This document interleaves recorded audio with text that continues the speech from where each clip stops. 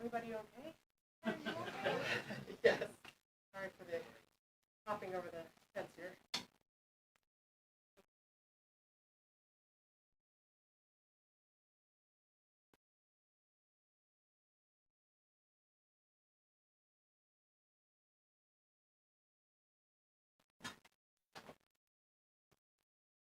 Well, thank you very much. That was very unexpected, but incredibly acted upon by Secret Service and law enforcement. And this was an event dedicated to freedom of speech that was supposed to bring together members of both parties with members of the press. And in a certain way it did, because the fact that they just unified. I saw a room that was just totally unified. It was in one way very beautiful, a very beautiful thing to see. A man charged a security checkpoint armed with multiple weapons, and he was taken down by some very brave members of Secret Service, and they acted very quickly and have just released, for purposes of transparency, clarity, I've ordered it to be put out. You probably have it by now. Put out on Truth and put out on many of the platforms, a tape showing the violence of this thug that attacked our Constitution, and also showing how quickly Secret Service and law enforcement acted on our country's behalf. Really did a great job. One officer was shot, but saved by the fact that he was wearing obviously a very good bulletproof vest. He was shot from very close distance with a very powerful gun, and the vest did the job. I just spoke to the officer, and he's doing great. He's in great shape. He has very high spirits, and we told him we love him and respect him, and he's a very proud guy. He's very proud of what he does, Secret Service agent. And we looked at all of the conditions that took place tonight, and I will say, you know, it's not a particularly secure building, and I didn't want to say this, but this is why we have to have all of the attributes of what we're planning at the White House. It's actually a larger room, and it's much more secure. It's drone-proof, it's bulletproof glass. We need the ballroom. That's why Secret Service, that's why the military are demanding it. They've wanted the ballroom for 150 years for lots of different reasons, but today's a little bit different, because today we need levels of security that probably nobody's ever seen before. But everyone owes a tremendous debt of gratitude to the courage of law enforcement, the law enforcement, and working with the D.C. police. And we just spoke with the mayor, and when we're finished, the police chief is going to take over and discuss it also from their viewpoint. But they also performed exactly as they were supposed to, and you see the attacker in different positions, but you also see the attacker totally subdued and under control. So as you know, this is not the first time in the past couple of years that our republic has been attacked by a would-be assassin who sought to kill. In Butler, Pennsylvania, less than 2 years ago. You all know that story. And in Palm Beach, Florida, a few months after that, we came close. We really had, again, we had some great work done by law enforcement.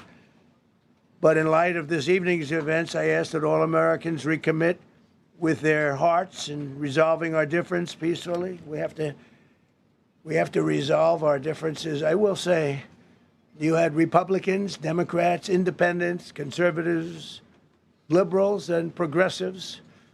Those words are interchangeable, perhaps, but maybe they're not. But yet everybody in that room, big crowd, record-setting crowd. There was a record-setting group of people, and there was a tremendous amount of love and coming together. I watched, and I was very, very impressed by that. But First Lady and I were taken very well care of, very quickly rushed off the stage. Vice President J.D. Vance, who's here, was likewise beautifully done. He was just saying how quickly everybody acted, law enforcement, Secret Service in particular in this case, but law enforcement. Marco had the same thing. Pete was there. Pete didn't want any help. He didn't want anybody to help him. He doesn't want anybody to help him, but he did get some, didn't you? And I think you also said that it was very impressive. So with that, I'd like to ask Todd Blanche to come up, say a few words, and tell you it's already underway. The man has been captured. They're going to his apartment. I guess he lives in California, and he's a sick person, a very sick person, and we don't want things like this to happen. I think it's very important that I say, though, and I told the representatives of the evening, they did such a beautiful job. It was such a beautiful evening. And again, they're talking about free speech in our Constitution. That's what it's all about, not just White House correspondence. It was really based on free speech in our Constitution. But I said very importantly that we'll do it again within the next 30 days, and we'll make it bigger and better and even nicer. So I just want to thank everybody that was involved. I also want to thank the press, the media. You've been very responsible in your coverage. I will say I've been seeing what's been out. You've been very responsible. So Todd Blanche, I'd like to say a few words, and then we're going to have cash. And then you're going to go on. We can ask, I guess we can take a couple of questions. I want to thank the First Lady that was a rather traumatic experience for her. There was a lot of action taking place up there very quickly. But again, the response time was really incredible. And we're going to reschedule. We're going to do it again. We're not going to let anybody take over our society. We're not going to cancel things out because we can't do that. We wanted to stay tonight. I will tell you, I fought like hell to stay. But it was protocol. They said, please, sir, because they didn't know there was a lot of action going on, and they didn't know could there be probably a lone shooter, but we'll find out. We'll find out very quickly. They have it very well under control. So I want to thank everybody very much. And Todd Blanche, please. Thank you very much, Mr. President. Tonight you saw the very worst and the very best of this country. You saw the very worst by the actions of that coward that the President just talked about. But you also saw the very best because you saw law enforcement do exactly what they're supposed to do. And you'll see the videos come out, I expect, very shortly, and you'll see law enforcement do exactly what we want them to do. And so I echo what President Trump just said, that we are extraordinarily grateful and appreciative of the men and women of law enforcement that did their jobs tonight, including one who was injured. This investigation is ongoing. I expect you will see charges filed shortly. The charges should be self-evident, given the conduct. But as you'll hear, there will be multiple charges surrounding the shooting, around the possession of firearms, and anything else that we can get on this guy. The investigation is obviously ongoing and just started. There is federal law enforcement already working on search warrants and doing their job, and I don't want to get ahead of them and don't want to get ahead of the work that they're doing even as we speak. Director Patel and I were just on the crime scene a short while ago. And everybody in this room should rest assured that the Metropolitan Police Department, the FBI, Secret Service, everybody's on the scene doing their job. I know that the police chief is going to give an update from the scene as soon as we're finished here, and I obviously will lead the details of what they have learned to him. But in the meantime, I just want to thank everybody in this room for the courage. And I want to thank President Trump for his words, and I promise you, justice will be served. Thank you. Dr. Patel. Thank you, General. Thank you, Mr. President. The President's absolutely right. You saw the best resolve of American law enforcement because you, Mr. President, inspire them 24/7, 365. You give them the resources that they need, and they know that you have their back. And that is a changing dynamic in this country, and that's why you saw brave Secret Service agents respond immediately, swiftly, subdue and take down the suspect, and safeguard the lives of thousands of individuals at that hotel. Thanks to our interagency partnership with the Department of Homeland Security and the Metropolitan Police Department, the FBI was rapidly deployed onto the scene, took over the evidence response unit, is examining all the ballistics that were found on scene to include the long gun and the shell casings. We are conducting witness interviews as we speak You will hear from our team on the scene there with the mayor and the head of the FBI field division there. But please know what the Attorney General has just said reigns no truer. You saw the very best of America tonight. The very best unite us at a time of uncertainty, because we have leadership here with the President and the Vice President that backs law enforcement. And the men and women that I shook their hands on the scene today could not have been prouder to show up on scene. And as the Attorney General said, make no mistake, we are conducting witness interviews. If you have any information whatsoever related to this event, 1-800-CALL-FBI, 1-800-CALL-FBI. No piece of information is too small. No piece of information is inadequate. We will evaluate it all. We will also be conducting interviews of those that were there. And if any of those individuals have information, please come forward to law enforcement or the FBI or the Metropolitan Police Department. We will be examining this individual's background thoroughly. That process has already started. And we are going to ensure that he was either a lone wolf actor or anyone else that was responsible. We will analyze all evidence immediately to make sure that we safeguard this country. Mr. President, Mr. Vice President, thank you for your leadership. Attorney General and Homeland Secretary Marlin, thank you for your partnership in law enforcement. Thank you. Okay, we'll do a couple and then we go to the chair. Madam Chairman, I just want to say you did a fantastic job. What a beautiful evening, and we're going to reschedule. After that, it's very tough for her to ask a killer question, right? But you have done a fantastic job. Please.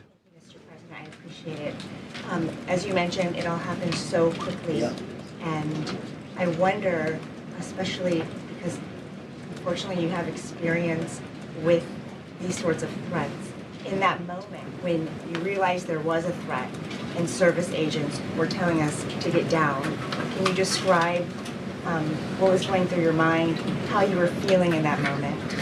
That's a very good question, actually. It's always shocking when something like this happens. It's happened to me a little bit. And that never changes. The fact we were sitting right next to each other, First Lady on my right, and I heard a noise and sort of thought it was a tray.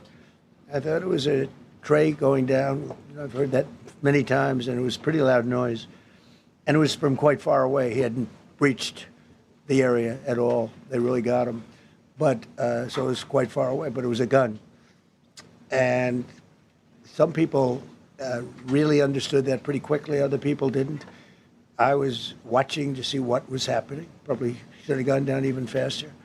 Melania was very cognizant, I think, of what happened. I think she knew immediately what happened. She was saying, that's a bad noise. And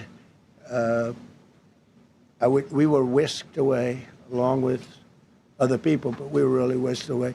And again, the performance of the Secret Service and the police, all of the law enforcement, I thought was really good. So it was very quick. There wasn't a lot of time to be thinking, because it was a matter of seconds before we were out the door and gone into an area. We very much, and you wanted to too, we very much wanted to continue it, because I don't like to let these sick people, these thugs, these horrible, horrible people, change the fabric of our life, change the course of what we do. So we held out. You were there. We held out right till the end, but they didn't want to take a chance, and I understand there was protocol. But we're going to be doing one hopefully within the next 30 days or sooner, and I am ready, willing, and able. And I was all set to really rip it. And I said to my people, this would be the most inappropriate speech ever made if I said one. So I'll have to save it. I don't know if I could ever be as rough as I was going to be tonight. I think I'm going to be probably very nice. I'll be very boring the next time, but we're going to have a great event. And you did a fantastic job. Thank you very much. Peter, go ahead. Thank you, President Trump. There's a report in the New York Post that this assailant assembled his weapon somewhere on site at the hotel. What do you think about that? And I ask respectfully, why do you think this keeps happening to you?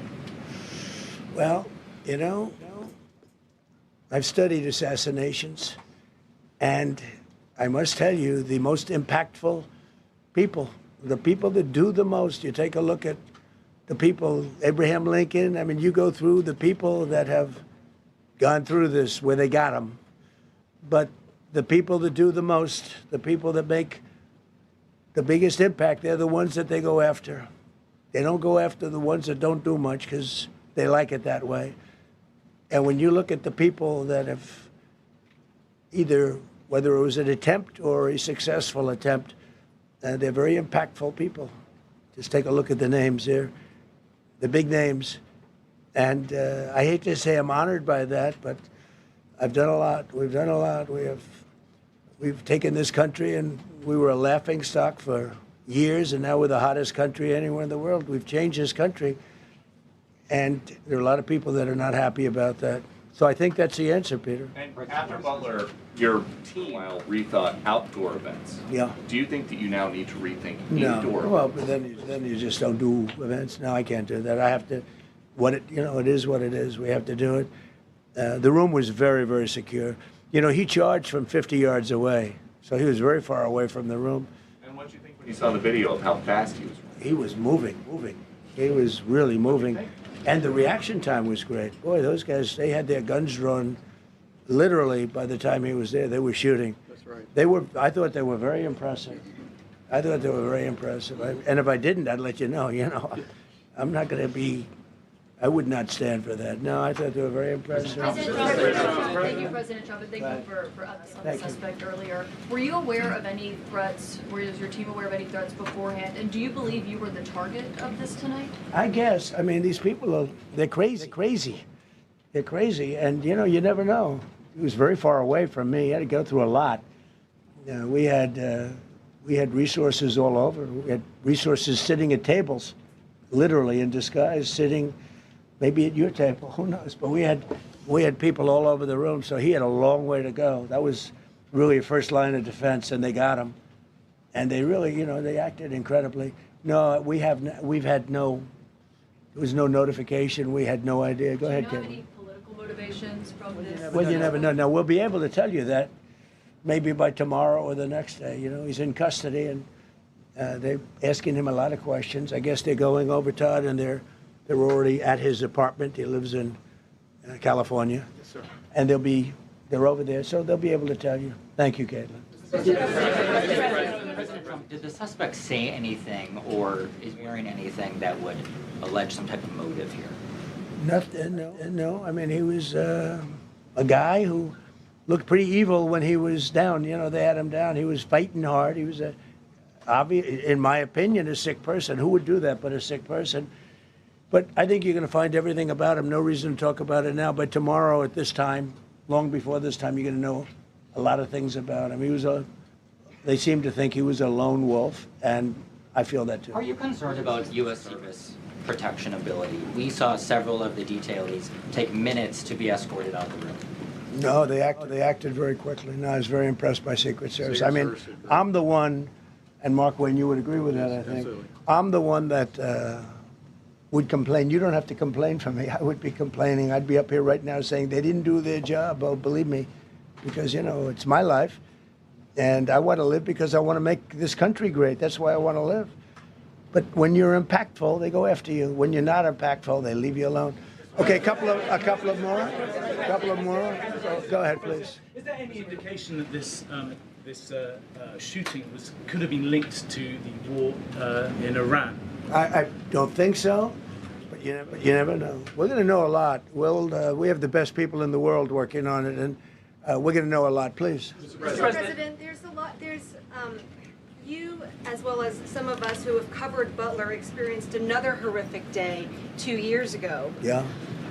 What felt similar? You had the First Lady with you today. What felt different? And you have another 2+ years in office. Are you concerned about something like this happening Well, I again? can't be concerned. I can only get great people. They did the job, in my opinion, a much better job than Butler. Butler had one weak spot that we all know about. Somebody should have been up there. But even Butler, we had our sniper on our side within 4.2 seconds from a distance of about 400 yards, one shot, and he was gone.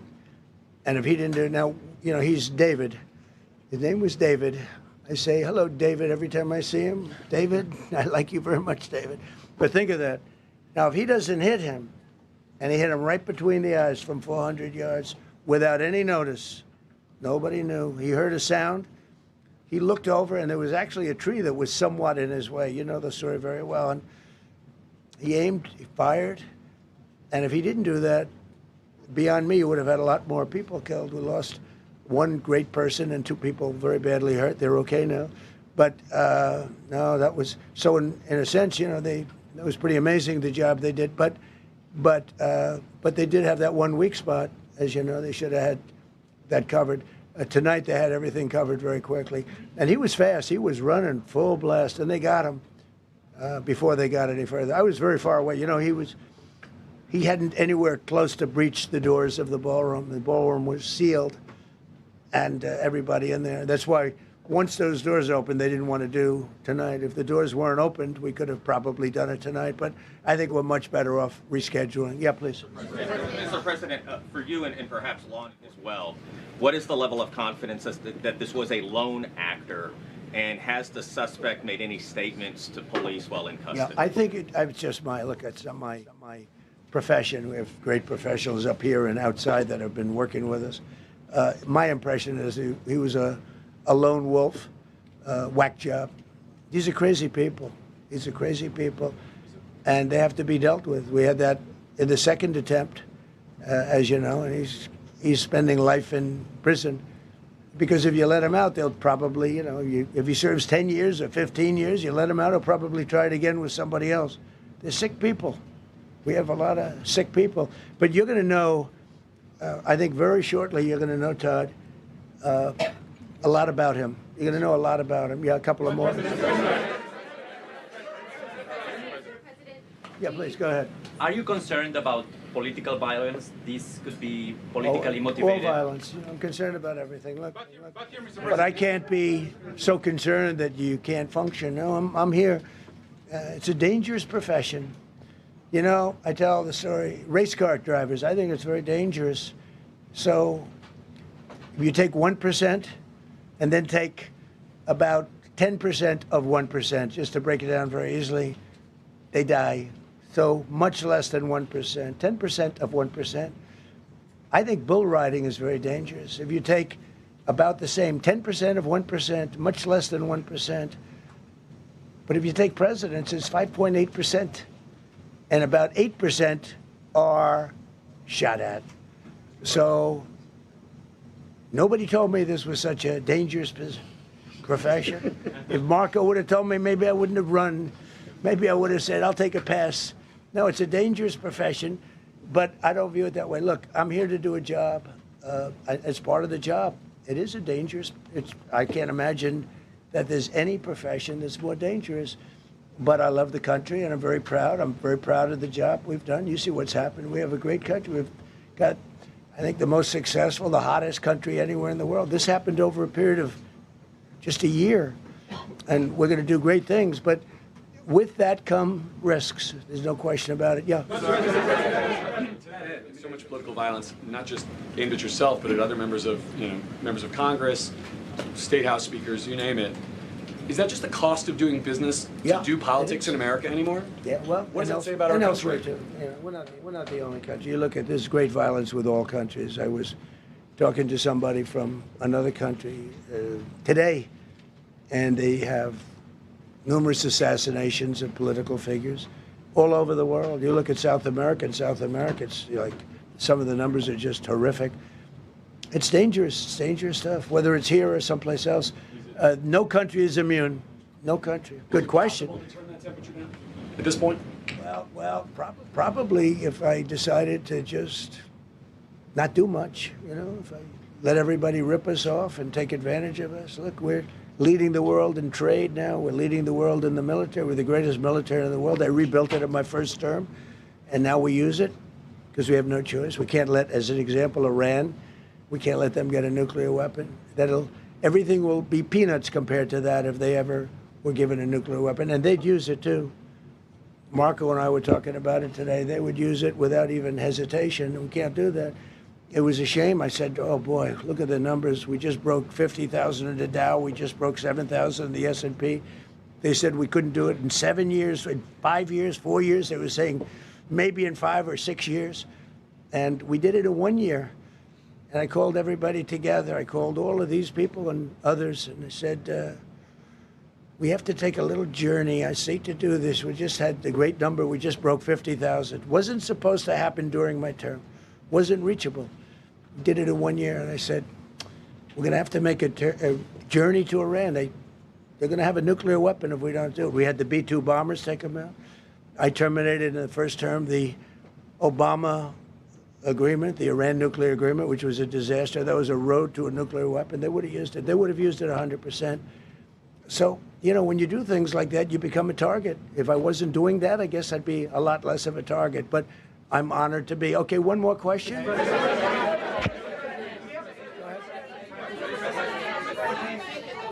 Yeah, go ahead. Thank you, President Trump. Thank you, President Trump. Do you know how the gun was brought into the hotel? And also, how does this event impact you as the leader of our country? Do you think it will change your I leadership? like not to think about it. I lead a pretty normal life, considering, you know, it's a dangerous life. I think I handle it as well as it can be handled. I think a lot of other people, you know, you read stories where they become basket cases. To be honest with you, I'm not a basket case. I really take it as it is. I do it for the country. I'm not doing it for any other reason. I have a first lady who's doing a terrific job. She loves the country, and she recognizes it better than anybody. She's told me numerous times. She said, "You are in a dangerous job," but that goes along with her too. I mean, it's dangerous for her too. We sat there tonight. We heard that noise, and it was either a tray or a bullet. I was hoping it was a tray, but it wasn't. And again, we had some very brave people doing a great job, so we're very proud of them and happy with them. I just want to thank everybody. They will be able to give you all that information as to the names and everything else. I think we released the names already. Most of you would have it, but his name. We appreciate it. I see so many tuxedos and beautiful dresses. It was a little different evening than we thought, but we're going to do it again, and we have a great chairman who we're so proud of, and we have to make it better. We'll make it safer, I guess, right? But we're going to make it even better. Okay, thank you very much. Thank you. President Trump, can we hear from the First Lady who talked about how impactful this was? Can we hear from her about... Well, honey, would you want to say something? Okay. Huh? One in the back, sir. Millions of people across the globe watching you. You demonstrated courageous leadership, and thank God you're alive. All of us are alive today. What is the message that you want to give to the world that this should change? What corrective measures can we take from here on? Well, all you can do, look, I don't care how many people you have, how good they are. They can be the greatest people. You have the greatest security in history. If you have a whack job who's got a brain, but it's a little bit distorted or a lot distorted, they can make trouble.